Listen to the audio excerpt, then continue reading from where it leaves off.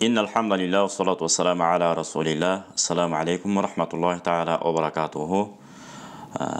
Adattagıdayla suroo жооп temabızды ulantабыз.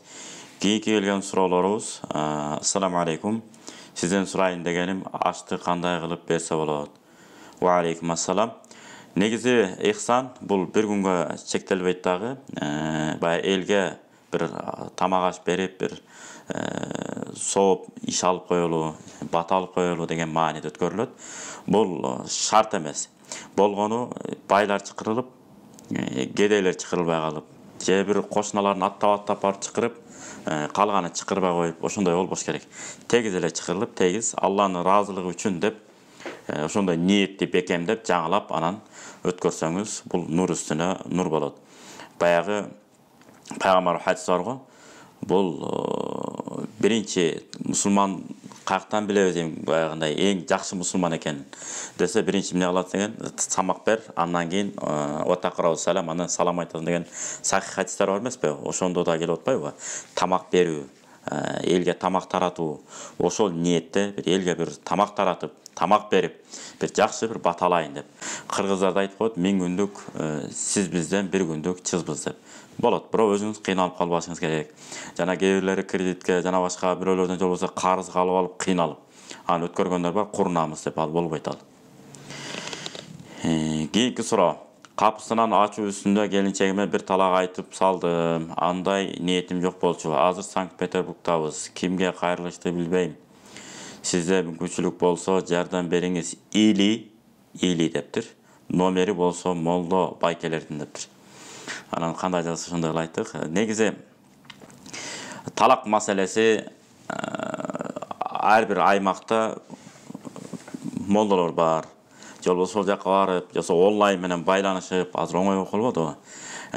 Келинчегиңизди жаныңызга коюп алып, анан эне тилин мыкты өздөштүргөн, андан кийин шариятты мыкты өздөштүргөн ар бир кайсы улут болбосун. Мейли татар болсо, татар өзүнүн эне тилин мыкты керек. Орус болсо, орус тилин. Кыргыз болсо, кыргыз өзүнүн эне тилин мыкты билип, андан кийин шарият эрежелерин мыкты өздөштүргөн болсо, ошолордон сурасаңыз, Кудайым буйруса, маселеңиз бат эле чечилет. Бирок бир талак берген болсоңуз, эмне деп айттыңыз? Ал белгисиз. Талак мындай суроону тыштап коюп, анан ошого жооп жазбаңыз деген бүтпөйт. Biz маңдай тескей отурмайынча бул талак маселеси, нике маселеси эмне болбойт, чечилбейт. Ар кандай эл айтылып калат кээде. Жана да толуктап айттык, бирөөлөр аркылуу болсо дагы телефон номерлерин таап, онлайн мындай коюп алып, офлайн отургандай эле болуп каласыз. Ошондой жанына коюп алып, ачык даана молдоке суроолорун берет, ошолорго жооп берсеңиз, Кудайым буйруса, так чечилет. Же болбосо бизге деле кайрылсаңыз болот. Белгилүү бир убакытты коюп алып, сиз менен биз жактын убактын WhatsApp'тан жазышып, анан мондой болот, могул убакытта деп тураны коюп турган биздин суроолорубуз болот. Ошого жооп берсеңиз жакшы. Анан Кудай буйруса жыйынтыгын айтып бергенге аракет кылабыз. Keyinki суроо. Мен азыр 4 маал намаз окуп жүрөм. Багымдат намазын окуй элекмин. Мечит алыс эле 15 минутта барам. 15 минутта. Басып жөө басып барсам дейт. Куфтанды үйдөн эле окусам болобу? Ар дайым эле багымдатка тура албайм. 10-11-де турам өзүм дейт. Бул балким WhatsApp, интернет, YouTube, Instagram да эмне түрлөрү бар. TikTok, дейбиз да эмнелер бар. Instagram, ошого нерселер менен көбүрөөк маектешип, көбүрөөк алектенгендиктен болушу мүмкүн. Ошон үчүн шариатта эмне кылат? Куфтандан кийин дароо уктаган мустахаб өзү. Куфтан намазын окуп, дароо укташ керек, эрте менен эрте туруш керек. Ошондуктан аалымдардын жакшы сөзү бар, "Нам бакирон ва кум бакирон" деп. Мабдал Кырат деген китептерде да келет, сонун жакшы эреже. Эрте жатып, эрте тур деген. Кечинде кеч жатсак, уйку да бузулат, нерв да бузулат, организм да бузулат, баары ошондон болот. Бул бир маселе.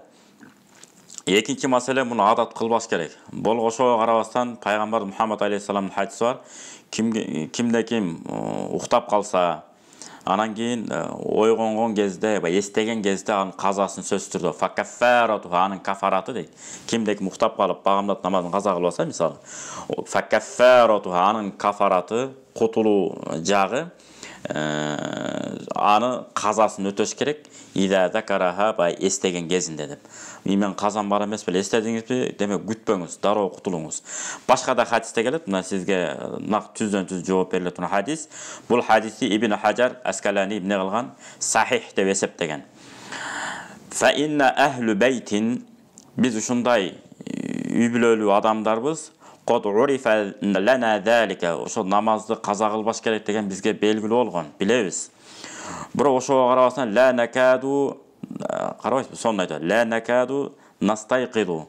Ойгонойбуз дейбиз, ойгоноюн деп аракет кылабыз, бирок ойгоно албай калып атабыз. Хатта татлу аш-шамс, ошентип күн чыгып кетет. Эмне кылабыз дегенде, фақала Расулуллах саллаллаху алейхи ва саллям, пайгамбар Мухаммад саллаллаху алейхи ва саллям не деген? Фа иза стайқазта, качан уйкуңан ойгонгон кезиңде фасолли, окуп койгун деп. Дагы бул эмне? Бул мин лутфилла, бул Алла Тааланын бизге болгон мейирбандыгы, бизге болгон боорукерлиги, бизге болгон райымы болду бул. Анан ойгонуп алып, азыр турамда да коюп кайра жатып алсак, бул жалкоолук. Бул өтө чоң күнөө, тобо кылыш керек болот мындай учурда.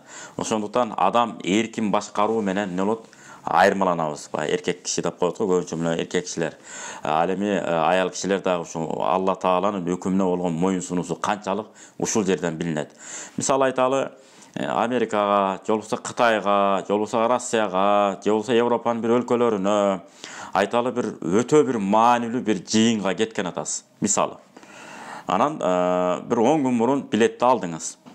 Анан эртең саат 5-те турушум керек дегенде эмне кыласыз? Кечинде жатасыз дагы будильникти чакылдатып коюп алып 5-6 коюшуңуз мүмкүн.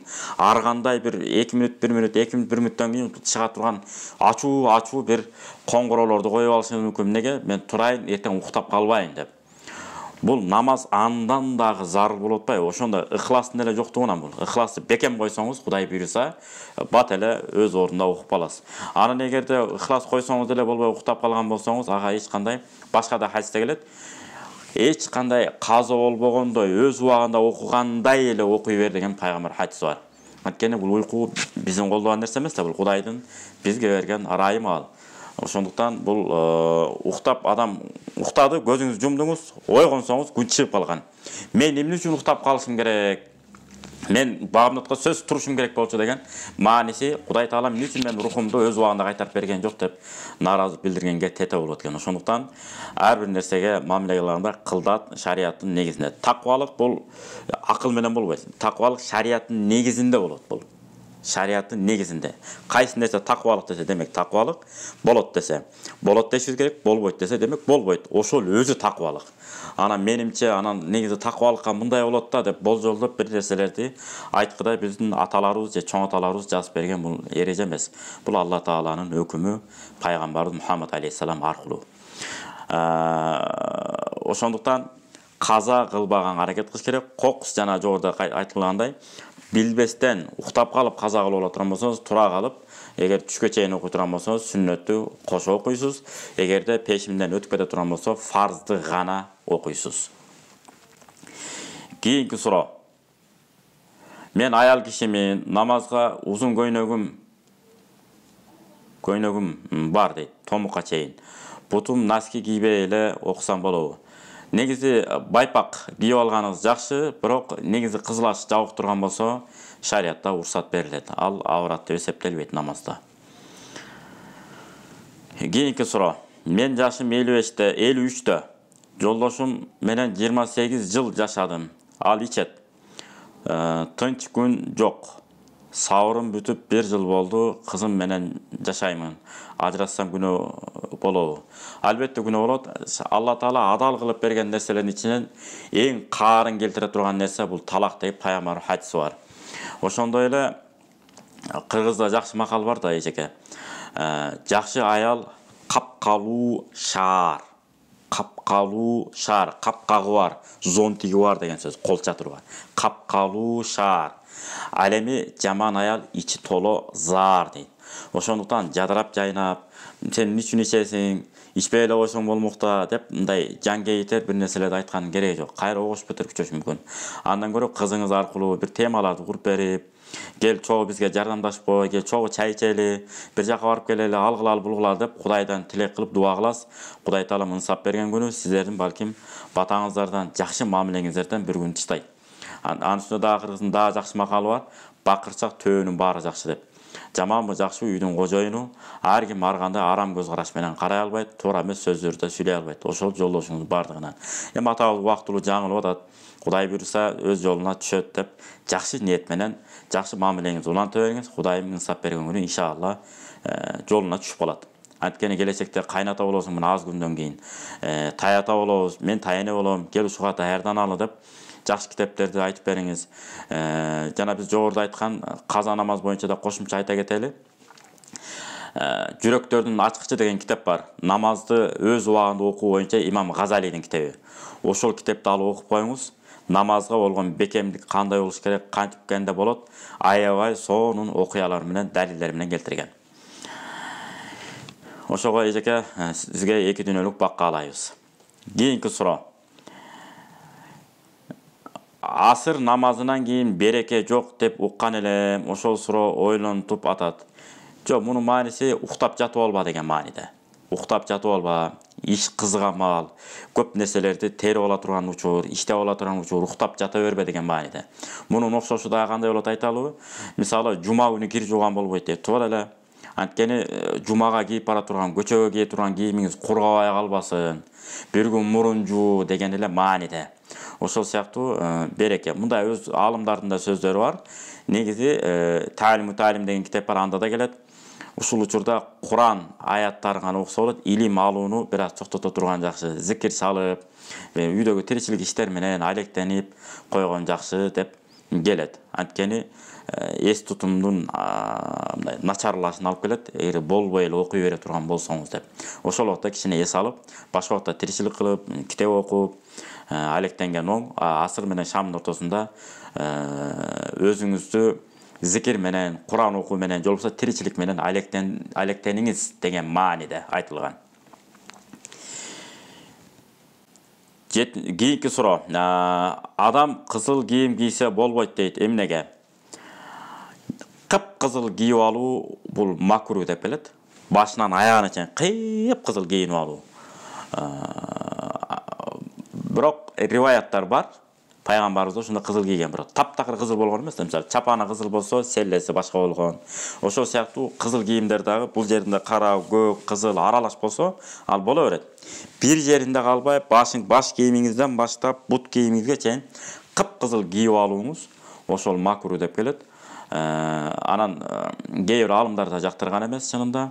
Ал эми орустарда айтып өткөн красный одевает дураки деп баягы кызылды келесолор кийет деген сөз да. Ошол үчүн көзгө да жакшы көрүнбөйт. Бул эркектерге да жакшы эмес. Таптакыр кызыл кийинип алуу. Бирок арам эмес, макруh.